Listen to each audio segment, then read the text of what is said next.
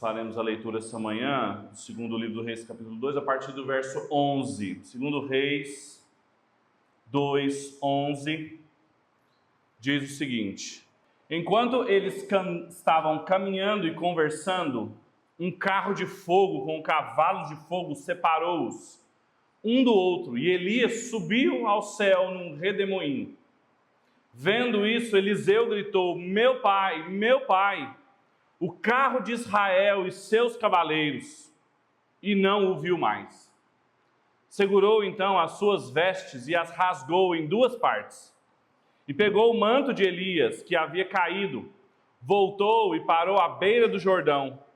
E tendo pegado o manto de Elias, que havia caído, feriu as águas e disse: onde está o Senhor, o Deus de Elias? Quando bateu nas águas, essas se dividiram em duas partes, e Eliseu atravessou. Vamos orar? Pai, nós somos muito gratos ao Senhor por nós podermos estar aqui diante da sua palavra. Nós pedimos que o Senhor nos conduza para ouvirmos a sua voz e não sermos desobedientes quando isso acontecer. Fala conosco essa manhã, para a glória do seu nome, em nome de Jesus. Amém. Cadê as crianças? Minhas crianças. Não cultuo com o João Miguel não, hoje é você, Ana Letícia. Ana Beatriz. Vou fazer uma pergunta para vocês. Já cutucou o irmão, já, tadinho do João Miguel. Você também, João Miguel? Zanata, Benjamin, presta atenção.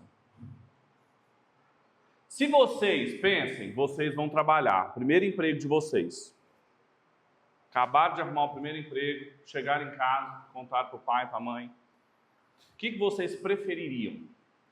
Vocês prefeririam substituir alguém do emprego que vocês pegaram, muito competente, que todo mundo gostava dele, era uma pessoa amada, saiu, ninguém nem sabe por que ele saiu da empresa.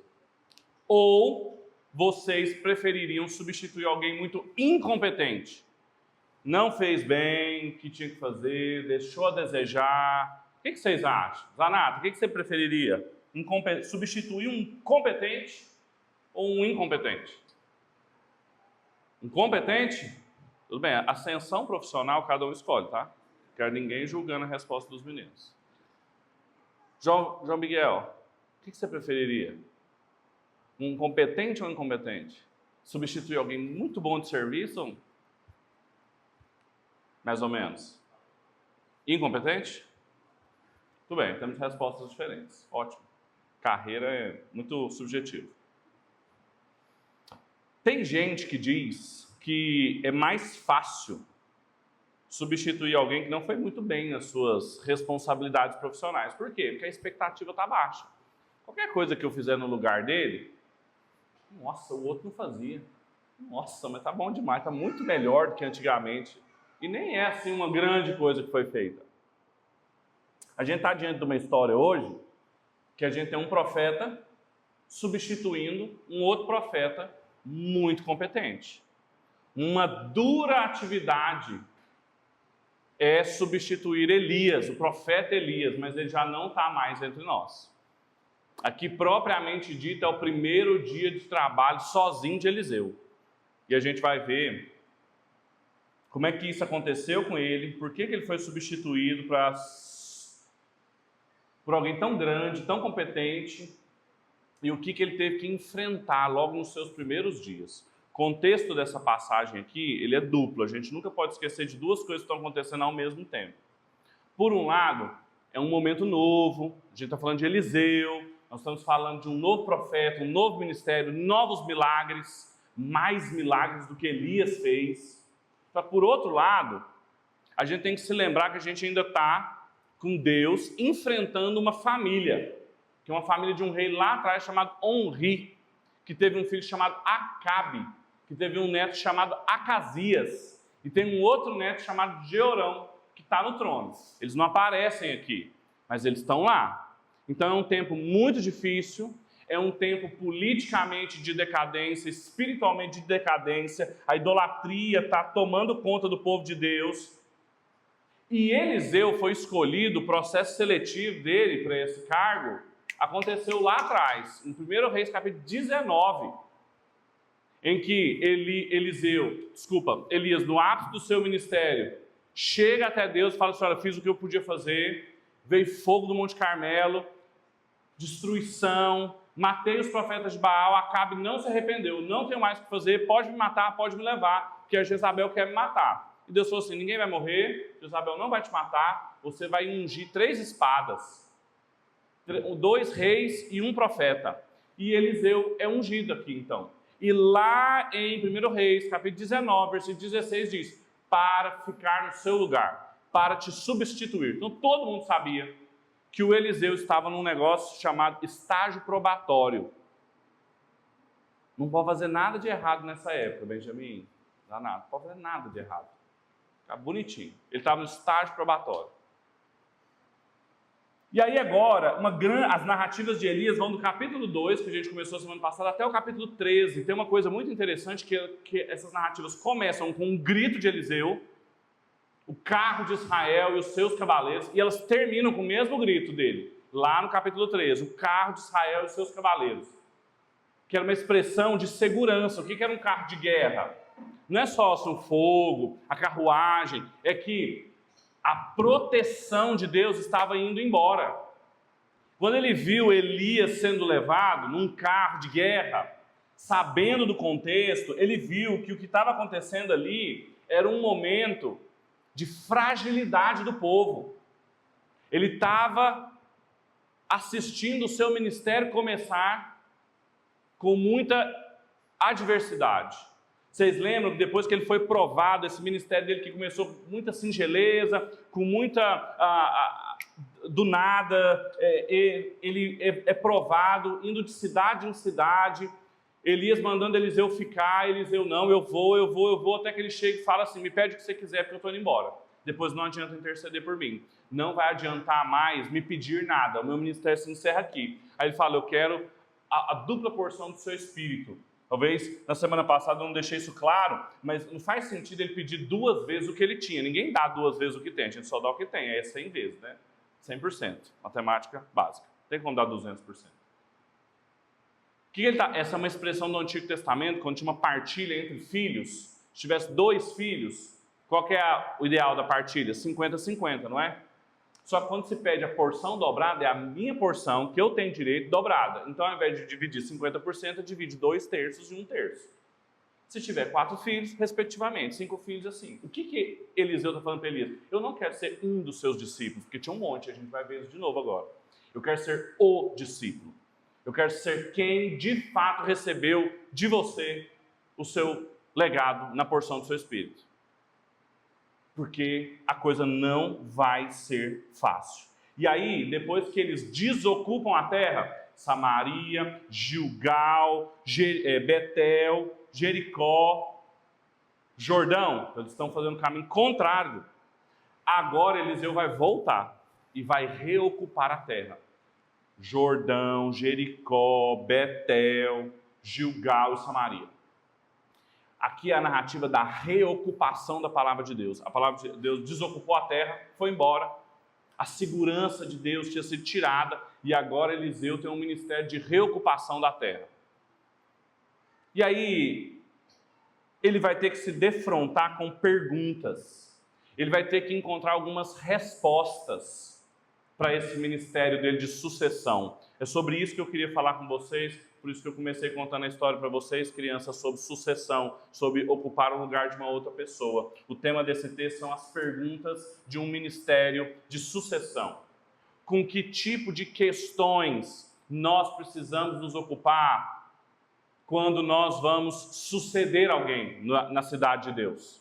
O que significa ser nomeado em meio de tensões e dúvidas, num tempo difícil, de decadência política, religiosa, reocupar a terra de Deus, com a palavra de Deus? Com o que Eliseu deveria se preocupar, se perguntar? A gente pode organizar essa narrativa que vai aqui do 12 até o 18, dizendo que ele fez a pergunta sobre a sua capacidade, ele fez a pergunta sobre a sua comunidade e ele fez a sua pergunta sobre convicção.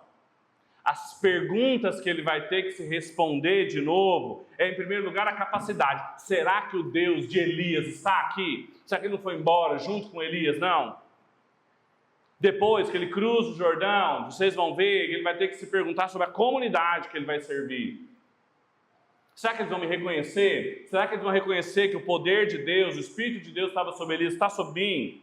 E quando ele for se relacionar com esse povo e ele for testado por eles, provado por ele vai manter suas convicções ou ele vai mudar? São perguntas que ele precisa fazer e que são muito instrutivas para mim e para você. Só que vejam, uma coisa que a gente sempre tem que tomar cuidado é de não fazer uma leitura moralista da Bíblia, ou seja, tirar uma moral da história. Bem, Eliseu fez assim, então também se eu estou sucedendo minha mãe, meu pai, meu irmão, minha irmã, se eu estou num novo momento, se eu estou vendo um fim de uma era e o início de outra era, eu tenho que agir como Eliseu. Vejam, houve uma sucessão muito maior, muito mais importante, muito mais significativa para mim e para a sua vida, que foi a de Cristo Jesus. É impossível a gente não estabelecer comparações do ministério de Cristo Jesus aqui, mas não só porque se parecem de verdade, eu vou mostrar para vocês, mas porque senão a gente não compreende o que Deus estava falando com o seu povo, preparando as expectativas dele para o grande profeta, que inauguraria uma nova era, que reocuparia a terra prometida com a palavra de Deus, porque ele mesmo era a palavra de Deus, que é o Senhor Jesus. A boa notícia, o Evangelho, aqui no livro dos Reis, está de que da mesma maneira como no versículo 15 a gente vai ler que o Espírito Santo de Deus repousou sobre Eliseu, um termo diferente. Não foi uma habitação temporária, ele também, no texto que nós lemos, repousou sobre Cristo. Do seu batismo, perto do Jordão, aqui no Jordão, onde as águas se dividiram, onde o céu se abriu, eis o meu filho amado em quem eu me comprazo. Jesus é aquele onde a renovação, a sucessão é muito maior e muito melhor. Várias vezes, o próprio Senhor Jesus compara João Batista, o texto que nós também lemos, como alguém que preparou o caminho para outro. E ele compara com Elias, ele não compara consigo. Elias aparece muito mais no Novo Testamento, Eliseu diretamente aparece uma vez só no Novo Testamento. Quando se diz, na época de Eliseu, haviam muitos leprosos em Jerusalém, em Israel. Elias aparece muito, mas o próprio Senhor Jesus compara João Batista a Elias, a roupa, lembra das roupas? Então, se João Batista é comparado ao ministério de Elias, Eliseu compara-se ao ministério de Cristo. Vários milagres parecidos, ambos têm o verbo hebraico salvar no seu próprio nome, ambos receberam o Espírito Santo no Jordão, ambos curaram leprosos, alimentaram multidões, ressuscitaram filhos de mulheres, muitos milagres muito parecidos, muito mais parecidos do que com Moisés e com Josué, que são os tipos mais rápidos da gente estabelecer aqui na transposição do Jordão, ocupação da terra, etc. Ninguém melhor do que Jesus recebeu a porção do Pai como seu primogênito, o Filho de Deus. Esse é o meu filho. A boa notícia do Evangelho para nós é que em Cristo Jesus nós vimos a capacidade, nós vimos o reconhecimento da comunidade, nós vimos as convicções inabaláveis e a partir da obra dele nós temos condições de desfrutar das mesmas respostas para mim e para a sua vida. É assim que a gente lê o Antigo Testamento. Então, volte seus olhos para o texto, vamos ler. Em primeiro lugar, ele teve que lidar com a pergunta da capacidade. Isso está aí no versículo 12 ao 14 que a gente já leu. Então, vamos seguir aqui. Olha para a sua Bíblia que eu vou te mostrando. Quando Eliseu viu Elias indo embora, ele chamou ele de o carro, está no singular aí, algumas Bíblias trazem no plural, mas é o carro de Israel sendo tirado dali. E ele grita. É um grito de desespero, é um grito de uma visão terrível. A força e a segurança de Israel foi embora. Ninguém estava dando nada. Todo mundo falou, você sabe que seu mestre hoje, o seu mestre hoje vai ser tirado daqui. 3 vezes ele foi tentado isso. Você sabe que o seu mestre vai ser tirado daqui. Não era o nosso profeta, não era o nosso mestre, é o seu mestre. Ele vai ser tirado, vai ser tirado, vai ser tirado. E ele, cale-se, cale-se. Eu sei como é que você completou essa frase. Eu sei. E aí, então, ele se pergunta, e agora? Quem poderá nos defender? Essa é a pergunta. A gente não tem essa impressão, muitas vezes, quando algumas coisas de onde a gente achava que viriam nosso socorro, escapam entre os nossos dedos, a gente nos pergunta, e agora? De onde me virá o socorro? Foi essa pergunta que Eliseu fez. Ele estava ali diante, e aí veja o que ele diz, veja como é que ele lida com essa pergunta sobre a capacidade, sobre o poder. Primeira coisa, ele pegou as vestes de Elias. Ele poderia ter vestido as roupas de Elias. Veja a nossa teologia bíblica das roupas aí de novo. Ele poderia ter pegado as vestes dele e colocado. Eram vestes que o caracterizavam muito. Todo mundo sabia como é que ele era, como é que ele estava vestido. Ele vestia-se de uma maneira muito peculiar. Ele não veste, ele rasga. O que isso significa no hebraico profundo? Rasgar. Pegar e dividir em duas. Não serve, ele não usa, ele não pega para ele. O ministério de Elias acabou. Me peça o que você tem que me pedir agora, porque não vai adiantar depois. Eu estou indo embora. Ele rasga. Só que o manto ele pega. Porque esse manto, se vocês se lembrarem, quando ele foi ungido por Elias, Elias não pegou, como diz a palavra, óleo de unção e derramou sobre ele. Ele pegou um manto, uma capa e passou por cima dele. Essa capa era símbolo do revestimento, da capacidade, do poder e da promessa de Deus que o poder deles estaria sobre Eliseu. Essa ele pega, enrola, chega diante do Jordão para começar o seu trabalho de reconquista da terra, de reocupação da terra. E antes de bater na água com ele, ele fala assim: onde está Yahvé, Deus de Elias? Será que ele está aqui? Ou será que ele foi embora? Será que ele está comigo? E ele bate, e quando ele bate, o Jordão abre. Claramente aqui a gente tem um texto remontando, é óbvio que os leitores originais, eles pensavam no que já tinha passado, que era Josué capítulo 3 e capítulo 4, onde Moisés havia morrido. Ele agora ser forte, valente, porque você tem uma grande obra adiante de você. E a pergunta era, será que Josué vai conseguir? Moisés morreu, nosso grande líder morreu. Quem poderá nos defender agora? Josué está diante da mesma pergunta sobre capacidade. Quando ele bate o manto nas águas, ele descobre que, apesar de Elias ter ido embora, Deus permanecia em Israel. Essa é a lição do texto para nós. Quando a gente se pergunta o que isso significa para mim e para você, é que o historiador do livro dos reis quer nos ensinar que todo ministério de sucessão vai ter que responder uma pergunta muito básica: de onde vem a sua capacidade? Se a sua capacidade estava naquele que partiu, nas coisas que você teve, nas experiências que você passou, de fato você está perdido. Quantas pessoas já se perguntaram: será que Deus não tem mais o poder que tinha outrora? Será que Deus não pode fazer o que fez outrora? Justamente na nossa vez, estamos perguntando pelo quê? Capacitação, poder. Sabe o que vai acontecer? Onde que está o Deus de Elias? O texto está dizendo que aquilo que aconteceu há pouco tempo aconteceria de novo com Eliseu.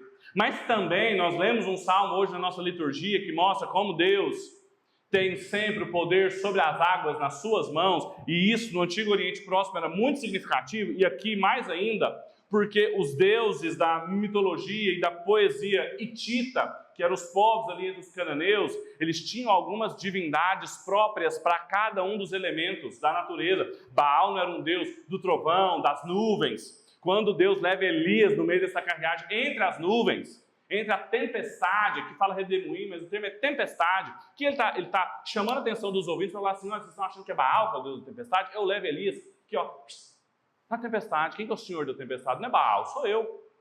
No salmo que nós lemos, no 95, não diz que ele fere as águas, as profundezas, não são só as cavernas lá embaixo, ele está falando do abismo. Era uma divindade. Por isso que na Nova Jerusalém não tem mar. Não é porque ela tá no meio da placa tectônica e está longe da costa. É porque não tem caos, não tem desordem mais. Controlar as águas, Jesus acalmando a tempestade, é ele controlando as forças que as pessoas achavam que eram indomáveis. O mesmo poder de Deus que dividiu as águas, essa expressão aparece em Gênesis, quando Deus está criando todas as coisas, narrado 1400 anos antes de Cristo, acontece agora em 850 antes de Cristo, e a mensagem é que isso é poder ainda para nós.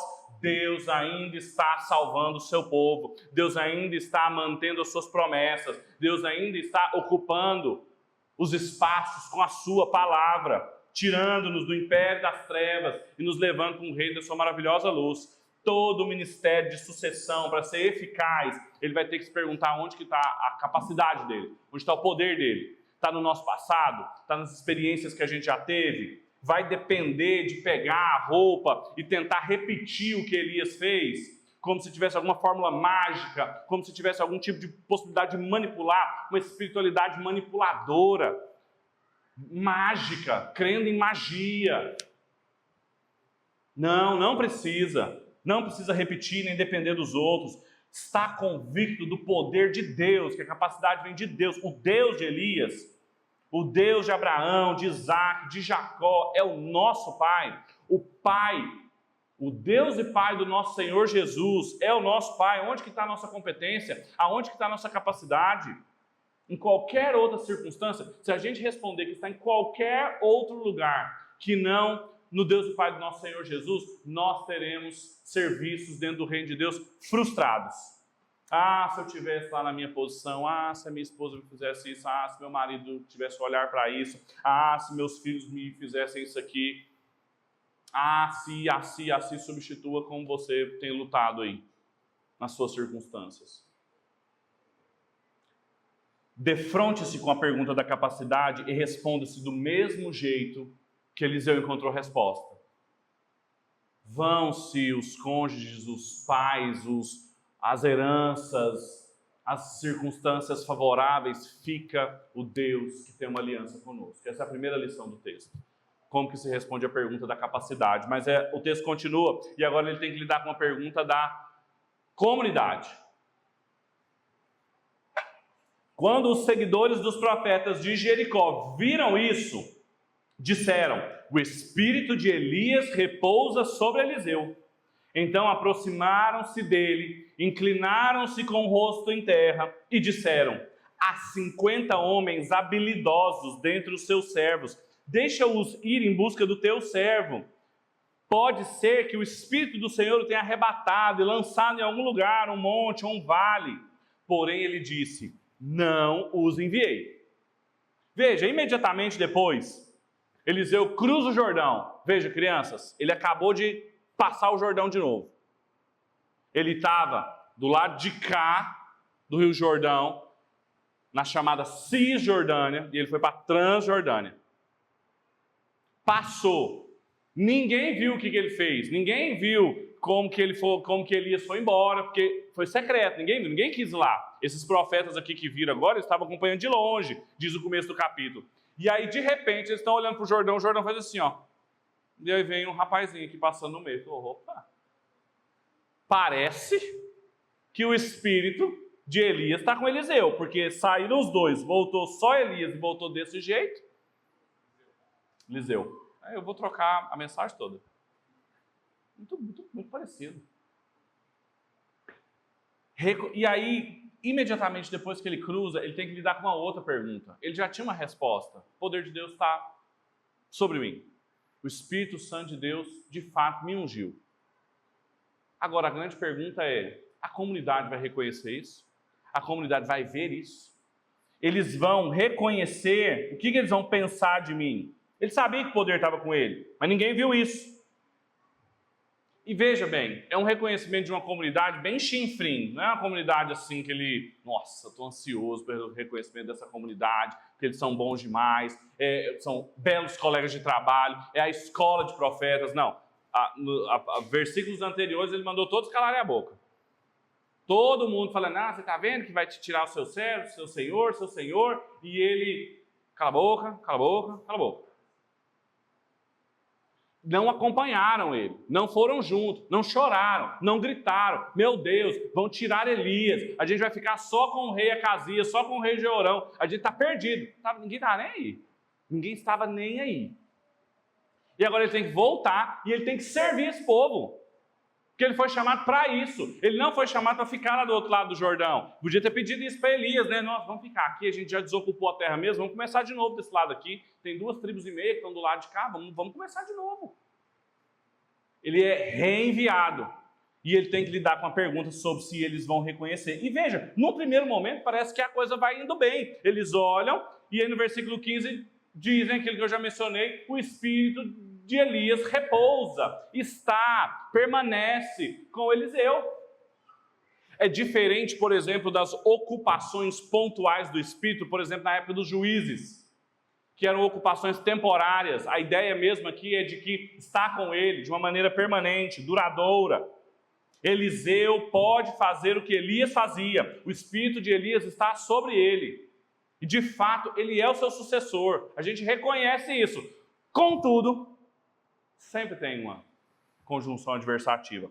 A gente tem aqui, mestre, senhor, profeta, ungido de Deus. A gente tem aqui 50 homens habilidosos. O texto aí fala valente, ele usa duas palavras, é como se fosse forte, ágil, viris, habilidosos. Tem 50 caras, é a tropa de elite aqui da escola de profetas.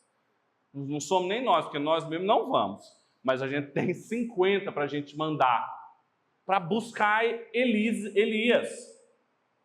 Porque pode ser que Deus tenha pegado, o Espírito de Deus tenha pegado ele, levado daqui para lá. Veja, paira sobre eles uma suspeita sobre Eliseu. O Espírito está sobre eles. Eles se ajoelharam, fizeram o movimento de prostrarem-se em terra. Mas cadê Elias? Não estou vendo a roupa, mas estou vendo o manto. Eu conheço esse manto aí, Eliseu. Cadê Elias? Será que você não matou ele lá do outro lado, não? Eles não viram nada. Como é que não tem corpo? Porque assim, até então, todo mundo que morria aqui, uma parte vai para lá e a outra fica aqui. É pecado deixar um corpo assim. A gente tem 50 homens valentes, deixa a gente enviá-los. A gente procura. Veja que eles ficaram impressionados em ver o Jordão se abrir, mas não ficaram convencidos de que o Espírito de Deus estava sobre Eliseu. Eles se inclinaram, movimento externo, mas internamente não se submeteram a ele. Até porque ele fala, não enviem. E vocês vão ver nos próximos versículos que eles vão continuar insistindo. O que tinha em mente aqui, tem uma tensão nesse texto. Por que eles querem isso? Por que eles estão fazendo isso? Tinha uma tensão aqui, porque o ministério de Elias foi marcado por Deus, colocar no lugar, e de repente o Espírito de Deus tirava de lá, mandava para um outro lugar, mandava para uma montanha, mandava para um vale. Eles já viram isso acontecer há muito tempo. Deus não retirou Elias da terra. Talvez ele tenha tirado ele daqui, mas colocou em outro lugar. Ele fez isso várias vezes. Será que você sucedeu ele mesmo? Acho que não. As coisas continuam como estavam. A gente não está tão desprotegido assim, não. Eles não viram nada disso. Eles nem foram lá, eles nem se preocuparam em ir lá. A gente não está sem profeta de Deus, a gente não está sem o carro de Deus. O que deve ter acontecido não foi nada de novo, não. O Espírito de Deus levou ele para um vale ou para uma montanha. Deus não está mudando nada tão radicalmente assim. Inclusive esse manto aí você vai ter que devolver para ele. É seu. É só uma questão de colocar os homens certos, habilidosos, capazes para cruzar e achar. A gente vai achar, é uma questão técnica. Os especialistas em busca e apreensão e condução coercitiva vão até lá e vão trazer Elias. O que o texto está nos ensinando aqui? O historiador do livro dos reis, ele está ensinando que todo mundo que lida com o ministério de sucessão vai ser questionado pela pergunta do reconhecimento da comunidade. Não havia reconhecimento verdadeiro deles. Eles parecem que tinham se submetido, mas de fato eles não tinham. Eles tinham dúvidas se realmente Eliseu substituiu Elias. Não bastava Deus ter falado isso lá atrás, todo mundo sabia que ele era o substituto. Não bastava todo mundo saber que Deus iria levar Elias. Não bastava o que eles tinham visto. Não adiantava, a palavra de Deus, os milagres, um monte de coisa aconteceu na frente desses filhos dos profetas, filhos dos anunciadores. O que eles estavam procurando era aqui na terra aquilo que já tinha acontecido lá nos céus. Lembra quando o Senhor Jesus também ascendeu aos céus, se olhando, aparece um anjo e fala: vocês estão olhando para cá? Tem outra coisa que vocês têm que fazer. Tem outras responsabilidades sobre vocês. Eliseu está indo provar as perguntas sobre o reconhecimento da comunidade que ele deve servir. E que o Senhor Jesus, mais do que qualquer outro profeta de Israel, teve que experimentar de uma comunidade dura, que não entendia o que ele fazia, o que ele falava, que era de dura serviço, não se dobrava de jeito nenhum. Ele perguntava para os discípulos o que o povo dizia sobre ele, o que eles diziam. E nós? Como é que a gente responde às perguntas sobre o reconhecimento da comunidade? Porque o Senhor Jesus, que era Deus, conhecia as pessoas. Diz João, um dos textos mais impressionantes para mim lá no Evangelho de João, capítulo 6, depois ele alimentar as multidões, um belíssimo discurso falando que ele era o pão da vida, quem comesse dele não teria fome. Diz o texto que ele olhava a multidão e não confiava em ninguém. E isso não o impediu de servir aquela comunidade. E nós, como é que a gente responde as perguntas da comunidade? A gente nem responde, Pedro. Estou nem aí para esse povo, não. Estou nem aí, esses filhos de profeta falso, eu sou o profeta. Eu pedi porção dobrada, o Espírito de Deus está sobre mim. Eu vi o que eu vi lá, eu que rasguei as vestes de Elias, eu peguei o manto dele, bati na água, eu vi, eu sei quem eu sou, eu sei o que eu vi. Não me interessa por esses discípulos, não me interessa por esses membros da comunidade, não me interessa por essas lideranças, não sei nem por que Deus me mandou para cá. Eu podia cantar um solo, olhando para o espelho e gritar, grandioso és tu.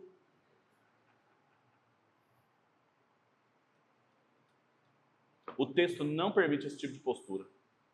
O texto não permite Eliseu se dar a esse luxo. E não é só esse texto do Antigo Testamento. Mesmo no Novo Testamento, os apóstolos, os líderes preocupados com o povo de Deus, não porque o que eles viam, não por causa daquilo que eles ouviam. Isso servia para calibrar o trabalho deles, mas como Deus os olhava.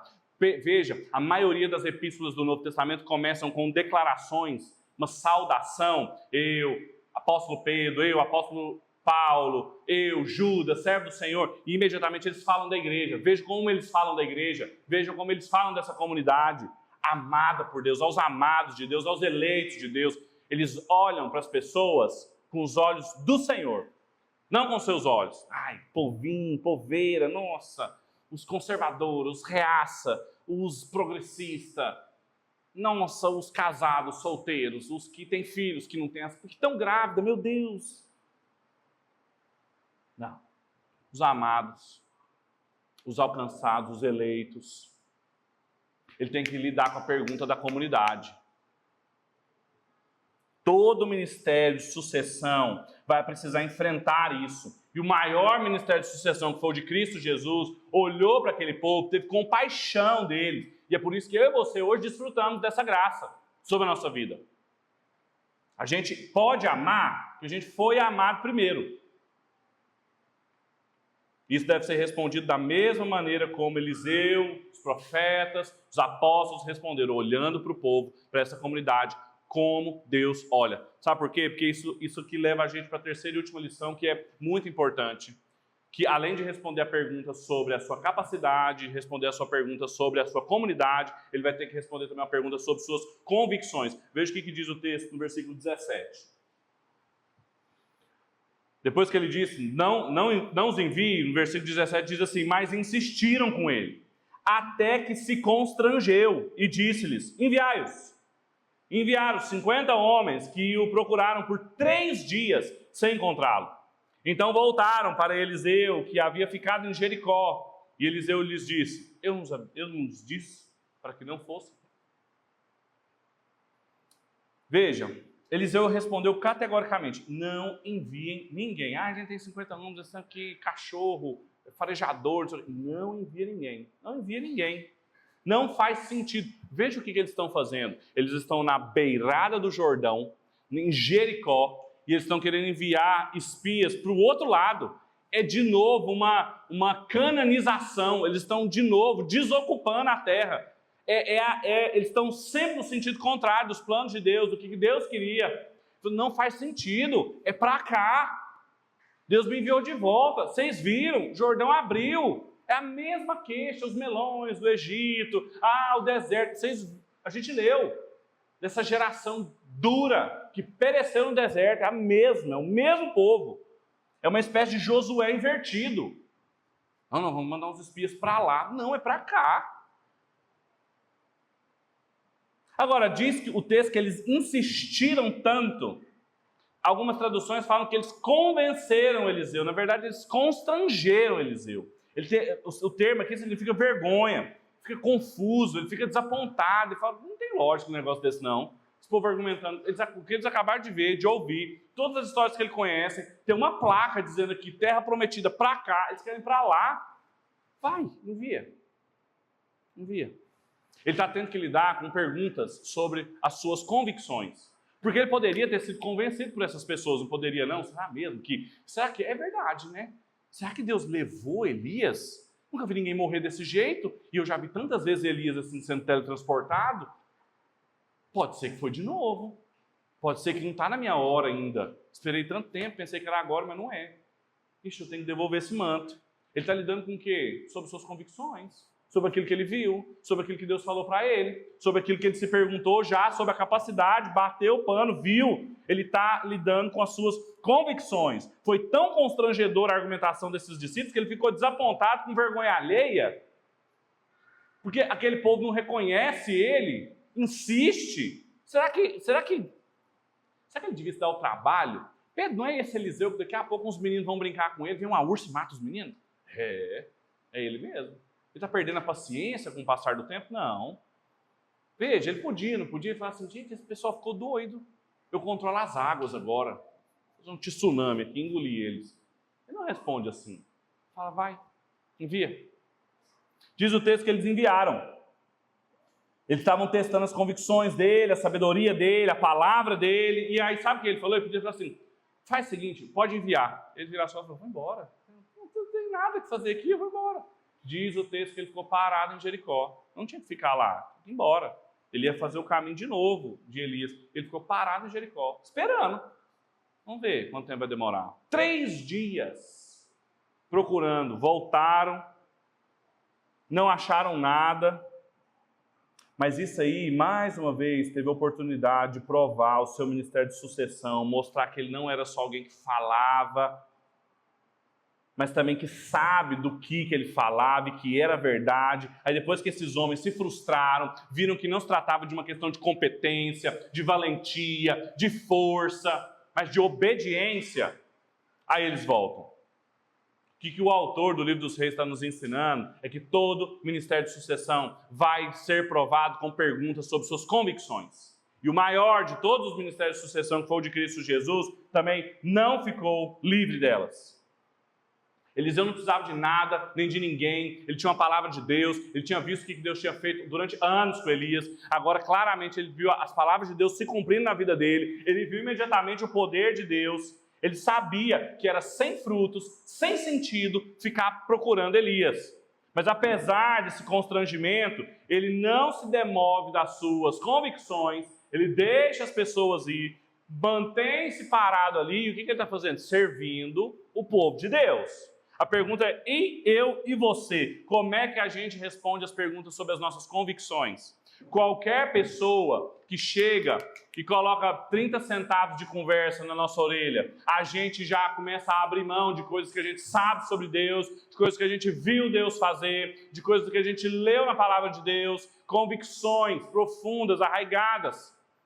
Ou pior, a gente não precisa nem de ninguém. Se eu acordei, dormi de mau jeito, acordei mal-humorado, não, Deus não me ama, Deus não me quer, minha vida não vale nada. O que abala as suas convicções? É dinheiro? É falta de dinheiro? É falta de saúde? É falta de perspectiva? É falta de entretenimento? São suas vontades que não estão sendo feitas e você está lutando com elas e não sabe como lutar? O que você está esperando? O que mexe com você? Que tipo de conversa demove suas convicções? Ah, é um professor, é um influenciador, é um parente, é um amigo que você fala, meu Deus, não posso me submeter a isso aqui de novo. Está me ligando, está me chamando, está me falando. O que faz o seu coração errar as batidas? Bater para o lado errado? O Senhor Jesus respondeu bem as perguntas sobre convicção. Ele estava no Getsêmani, pedindo para os seus grandes amigos orarem com ele, e eles dormiram. Tudo parecia ir na direção contrária, ele vendo assim a oposição no último ano do seu ministério ficando mais acirrada, cada vez pior, e ele servindo, e ele pregando, e fazendo milagres, as pessoas vendo um monte de coisas acontecerem, e aquilo não parecia que não mexia no coração de ninguém. Ele poderia ter perguntado: pai, é isso aqui mesmo? Aí agora, além de tudo, eu tenho que morrer, é isso mesmo? Mas nada disso o tirou do seu caminho, das suas convicções alimentadas pela palavra de Deus. A vontade do meu Pai é o meu alimento. Precisa ser também o nosso alimento. A semelhança de Cristo, dependente de Cristo, na competência de Cristo, no meio do povo de Cristo, da comunidade de Cristo, com as convicções de Cristo. É assim que a gente lida com essas perguntas que ocupam as nossas cabeças. Vamos orar? Feche seus olhos.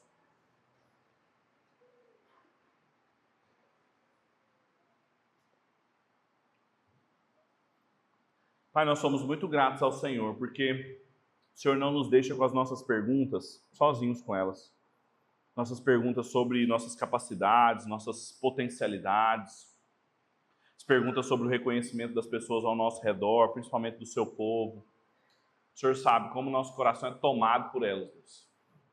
Nós te louvamos porque o Senhor não só registrou a história de homens e mulheres que lidaram com isso, mas acima de tudo, o Senhor Jesus foi enviado para, de uma vez por todas, abrir um novo e vivo caminho, iniciar finalmente uma nova era, em que todo poder, todo reconhecimento, toda convicção estava sobre ele. O Espírito do Senhor repousado nos ombros de Cristo permanentemente. A gente te louva por isso, porque isso nos traz segurança, convicção, inabalável, disposição para servir, Deus. Ajuda-nos a não perdermos isso de vista. É a nossa oração, em nome de Cristo Jesus. Amém.